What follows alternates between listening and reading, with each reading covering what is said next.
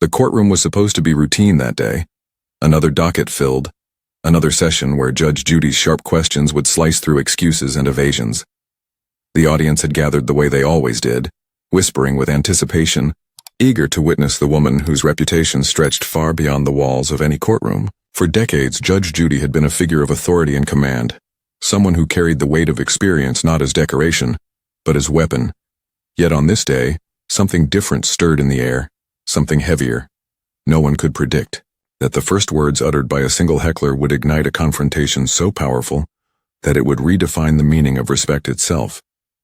She called herself Karen, loud, brash, unfiltered, the type who thrived on spectacle rather than substance.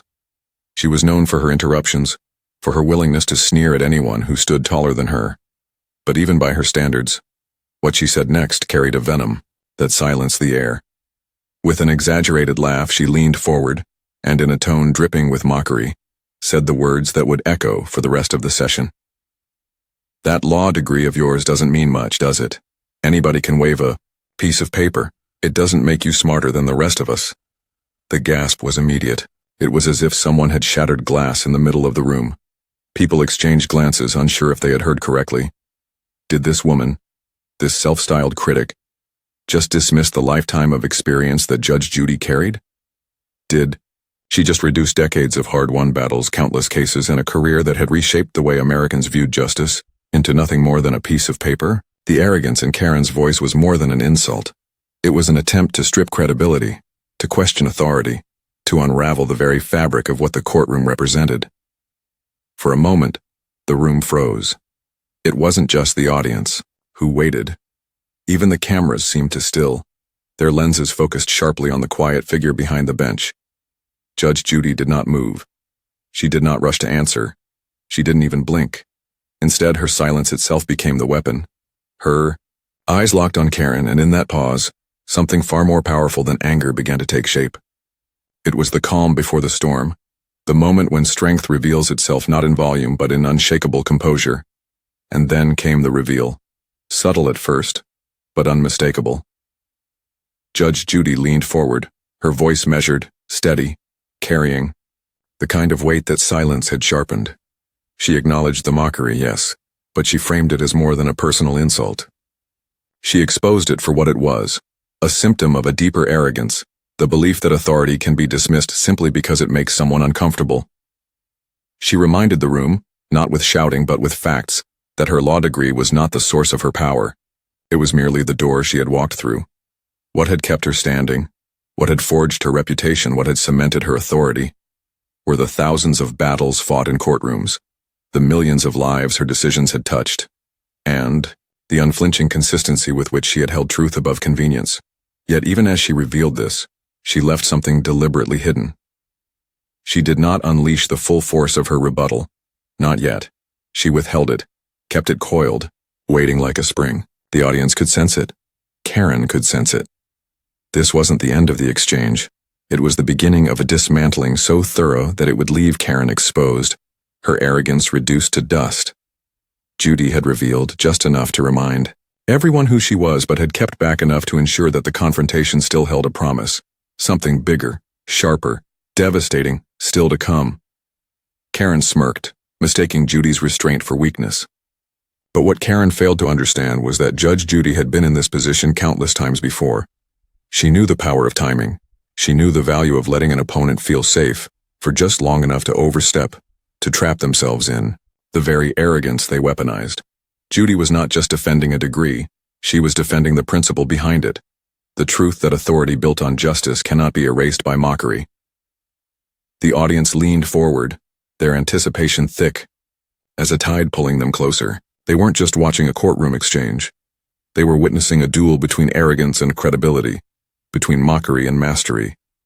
And as the silence stretched, every eye in the room turned toward Judge Judy, waiting for the moment they knew was coming. She didn't need to raise her voice, she didn't need to trade insults. All she needed was to remind Karen, and everyone watching, that respect is not given and it cannot be stolen. It is earned.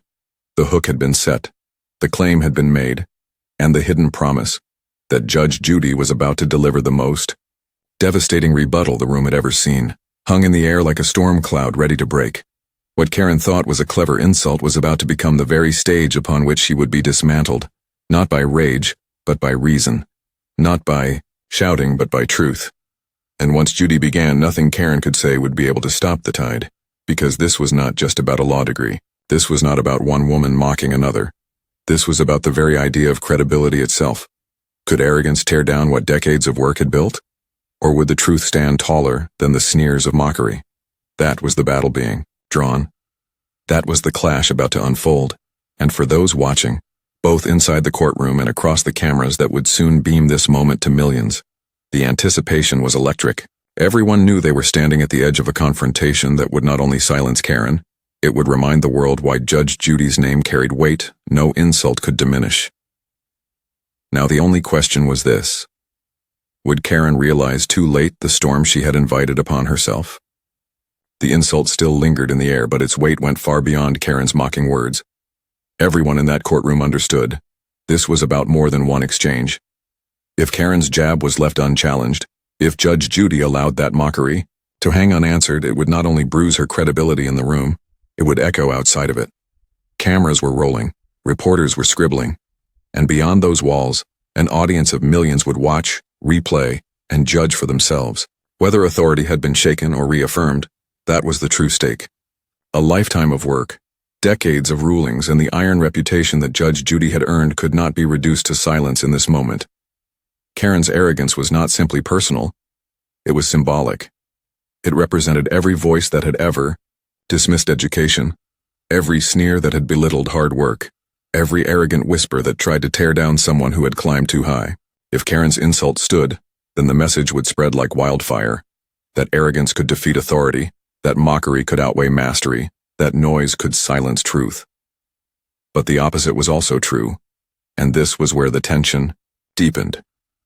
If Judge Judy chose to respond, if she turned Karen's arrogance into a stage for clarity and conviction, then something unforgettable would happen. The world would not remember Karen's words, they would remember Judy's response. The insult would not define the moment, the comeback would. The stakes were not confined to the four walls of that courtroom. They stretched far beyond, into the very idea of what respect means. Millions watching at home were not just looking for drama, they were looking for proof. Proof that experience still mattered. Proof that truth could not be erased by mockery. Proof that even in an age of noise and spectacle, authority grounded in justice could still rise above arrogance. For Judge Judy, this was not just another case. It was a test of whether her voice still carried the force that had made her legendary. For Karen, it was a gamble she didn't realize she'd already lost. And for everyone else, it was a moment that would either confirm or shatter their belief in the power of integrity. The room braced itself. The insult had been thrown. The stakes had been set. Now the question was, who would own the moment when the storm broke? Karen's words still echoed when she leaned back in her chair, crossing her arms with a smirk that dared anyone to challenge her. She thought she had scored the moment, thought she had punctured the armor of a woman whose entire career was built on authority. The audience felt the sting of it too.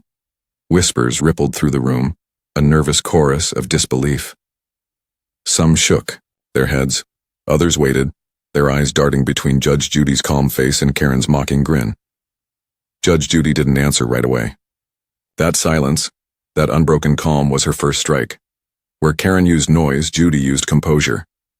She placed her pen down slowly, deliberately, the click echoing like a gavel in the tense air. Then, with her eyes locked on Karen, she began to speak.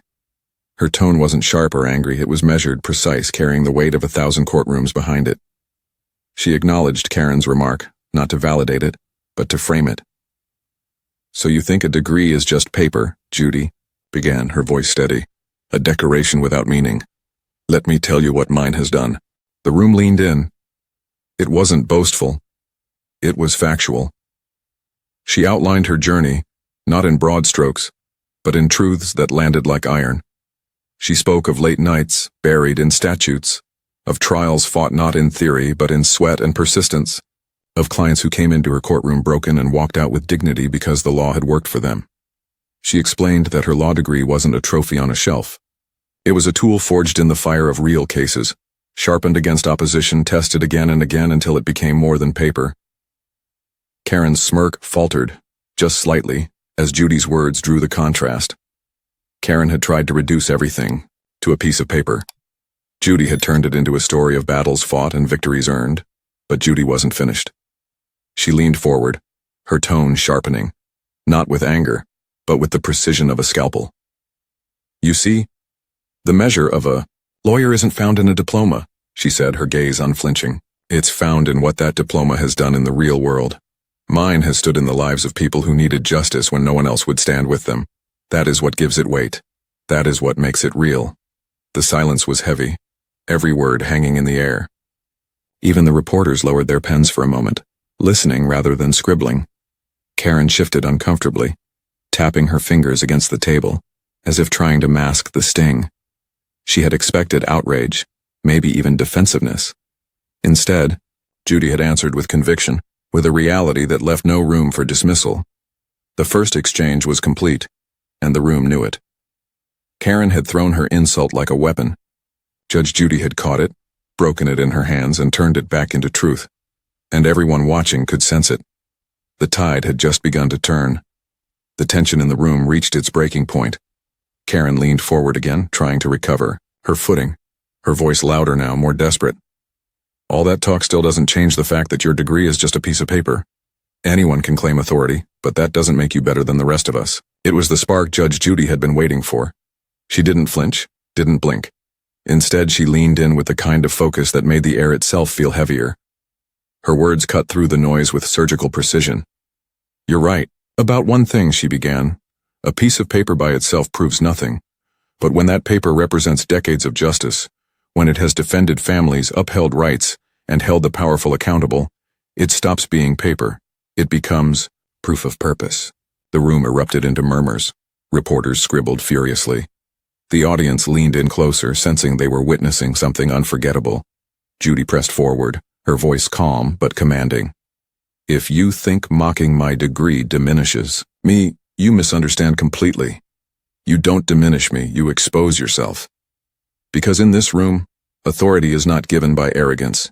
It is earned by truth. The silence that followed was thunderous. Karen's smirk had vanished, replaced by the uneasy stillness of someone who realized they had invited a storm they could not contain. Judge Judy had turned the insult into a declaration, and the crowd knew it. This was the moment that shifted the balance.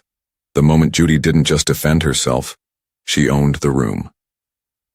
For a brief moment, Karen sat in silence, blinking under the weight of Judge Judy's words. But arrogance rarely knows when to stop. She shifted in her seat, crossed her arms again, and with a loud, dismissive laugh fired back. You talk a big game, but you're hiding behind stories. Real lawyers, the ones who come from top schools, they don't waste time with theatrics. They argue with intellect, and you... She gestured mockingly toward Judy. You just argue with emotion. Gasps echoed across the courtroom. It was a bold accusation, one meant to claw back some ground, to paint Judy as a performer rather than a professional. But in truth, Karen's words only revealed desperation. She had seen the audience shift toward Judy, and this was her attempt to drag the spotlight back by questioning the very foundation of Judy's credibility. Judge Judy did not rush her response. She leaned back, folded her hands on the bench, and allowed Karen's words to hang in the air until they withered under their own weakness. Then, in a tone firm but controlled, she answered. Emotion? She repeated, letting the word linger. No. What I argue with is reality. You see, the law isn't a debate club. It isn't an ivory tower where professors trade theories. It is a lifeline for people who would be crushed if no one defended them. She paused, then pressed forward with precision. I've stood in courtrooms where eviction notices threatened to put children on the street. I've ruled in cases where lives depended on fairness being upheld, not on how impressive the name on a diploma sounded. Emotion? No, ma'am. That's called humanity. And if you think humanity has no place in the law, then you don't understand the law at all. The audience stirred again, a murmur of approval rolling through the chamber. Even the reporters, trained to stay detached, looked up from their notepads, captivated. Karen bristled, her face tightening. You think your so-called humanity makes you better than everyone else? She snapped, her tone rising. It's convenient to hide behind sob stories when you don't have the education or prestige to back you up. The words struck like a final card played in desperation, and for a second the air thickened, but Judy's reply came sharp, unshaken. Education is not defined by the building where you sit in class. It is defined by what you do with it after you walk out the door. There are people with the finest degrees who have done nothing but defend the powerful. And there are people with ordinary degrees who have defended justice for the powerless. Which one matters more? Karen faltered, her eyes flickering as though searching for a response. The room, however, already knew the answer. Judy had shifted the argument again, away from prestige, away from arrogance, and directly toward purpose. But Judy wasn't done. Her voice grew steadier, her words like iron laid brick by brick. A law degree is not a trophy. It is not a shield for arrogance. It is a responsibility. Mine has worked every day, not for headlines, not for applause, but for justice. Can you say the same about what you've done? The silence that followed was deafening. Karen opened her mouth, then closed it, realizing that anything she said would sound hollow. The audience could see it, the reporters could feel it, and the cameras captured it, the moment where arrogance hit the wall of truth and cracked under its own weight. But in her stubbornness, Karen forced one last laugh, a brittle sound that betrayed the cracks in her confidence. You think you've won just because you've got the crowd on your side? She sneered. This is just entertainment. Judy leaned forward once more, her eyes unyielding. No, this is not entertainment. This is a reminder that respect is earned, not mocked. That justice is lived, not performed. And that no matter how loud arrogance tries to be, truth will always be louder. The words landed like thunder, and the courtroom erupted, not in chaos but in applause that broke past the moderator's attempts at order. Karen had doubled down, but in doing so, she had only deepened the pit she stood in. Judge Judy hadn't just defended her law degree. She had transformed the moment into a lesson, a demonstration of why arrogance will always fall before integrity. The applause still echoed, but Judge Judy did not allow it to distract her. She didn't smile, didn't bask in the approval. She remained steady, her posture calm, her eyes locked on Karen with a patience that cut deeper than any outburst could. It was the composure of someone who had weathered storms bigger than this, someone who knew that authority was not about noise, but about unshakable conviction. Karen tried to seize the moment again, lifting her chin as if the audience's reaction had not rattled her. You can talk all you want, she scoffed, but nothing changes the fact that you hide behind your so-called experience. If you were truly great, you'd have gone to the best schools, stood with the best lawyers, argued the biggest cases, but you didn't. You're just a TV judge who thinks her degree makes her special. The words were sharp, but they reeked of desperation. Even the audience sensed it. The mutters that followed weren't of agreement, but of disbelief. Karen was digging herself deeper, trying to strike at Judy's legacy with flimsy weapons. But Judge Judy did not react with anger. Instead, she leaned forward, her voice calm but carrying the weight of a gavel striking wood. Do you know what makes a degree powerful? She asked quietly, so quietly that the audience hushed to hear. It is not the name of the university. It is not the shine of a diploma. It is the justice it produces. My degree has protected families from eviction, preserved the rights of the powerless, and reminded this country that no one is above accountability. That is what gives it power. That is what makes it real. Her words didn't just answer Karen's insult. They reframed the entire debate. This was no longer about whether Judy's degree was prestigious enough. It was about the very purpose of the law itself. She was no longer defending herself. She was defending every lawyer who had ever been dismissed, every student who had been told their school wasn't good enough, every voice that had been silenced by arrogance. The cameras zoomed closer, capturing the intensity in her eyes. The reporters scribbled faster, already knowing they were transcribing the moment that would become the headline. And the audience, once divided, was now unified in their silence, leaning into every word. Judge Judy pressed further, her words growing sharper, cutting through Karen's sneers